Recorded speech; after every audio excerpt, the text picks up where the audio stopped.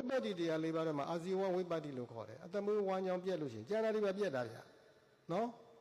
တမွေးဝမ်းကြောင်းပြက်ရင်ကျန်တဲ့သီလလည်းပြက်တာပဲနော်သီလဝိပဿနာလည်းဖြစ်တာပဲအာဇာရဝိပဿနာအကျင့်လည်းပြက်သွားတာပဲအတမွေးဝမ်းကြောင်းကောင်းမှာနော်အဲ့ဒါတွေပြက်လို့ရှိရင်အယူပါပြက်သွားတာလည်းနောက်ပိုင်းကြလို့ရှိရင်အခုအဲ့ဒီလိုစွဲနေတာကြည့်ပါလားဒါကိုပြောသူများပြောရတာတော့ကောင်းတော့မကောင်းပါဘူးမကောင်းမိမဲ့နည်းနည်းစမ်းပြီးတော့ပြောပါအောင်မယ်ဒီတောင်ကိုရီးယားကဒါဘုန်းကြီးကသူတို့တောင်ကိုရီးယားဘုန်းကြီးကပြောတာပါနော်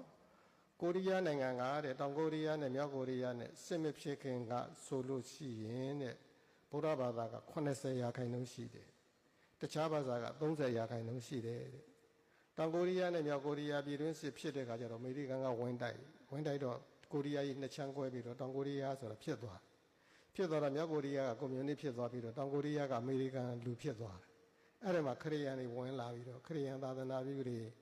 ကနေပြီးတော့ကျောင်းတွေဖွင့်ပြီးတော့ကျောင်းတွေအတန်းကျောင်းတွေဖွင့်ပြီးတော့သင်တဲ့ခါကျတော့ကိုရီးယားကျောင်းသူကျောင်းသားအလုံးကခရီးယန်ကျောင်းတွက်တွေဖြစ်ကုန်ခရီးယန်ကျောင်းတွက်တွေဖြစ်ပြီးတော့ခရီးယန်ဘာသာဝင်တွေဖြစ်ကုန်နောက်တော့ကအမေရိကန်ကစီးပွားရေးလုပ်ငန်းကြီးတွေလာပြီးတော့ယင်းနှိမ့်မြုပ်နှံတဲ့ခါကျတော့အဲ့ဒီသူတို့အမေရိကန်ခရီးယန်တွေယင်းနှိမ့်မြုပ်နှံတဲ့ကုမ္ပဏီမှာလုပ်တဲ့သူတွေအကုန်လုံးသမားတွေကခရီးယန်တွေဖြစ်ကုန်ဟုတ်တော့ခရီးယန်ဖြစ်မှသူကယာတုကတက်မှာဟုတ်အဖြစ်ကုန်အဲ့ဒီနည်းနဲ့အခုဘလို့ဖြစ်သွားတော့ဆိုတော့ဖြောင်းပြန်ဖြစ်သွားတယ်ဘုရားဘာသာက30%ဖြစ်ပြီးတော့ဘုရားဘာသာမဟုတ်တာ80%ဖြစ်39ဖြောင်းပြန်ဖြစ်သွားတာဒါကိုရီးယားပြည်တွင်းစစ်အပြီးမှာနော်အဲ့ဒါပြောတာဆိုလိုတာကအတမဝမ်းကြောင်းနဲ့ဟောကင်လိုက်တယ်လုပ်ငန်းနဲ့လေယာတုတက်ချင်လာခဲ့လေဟုတ်တယ်မလား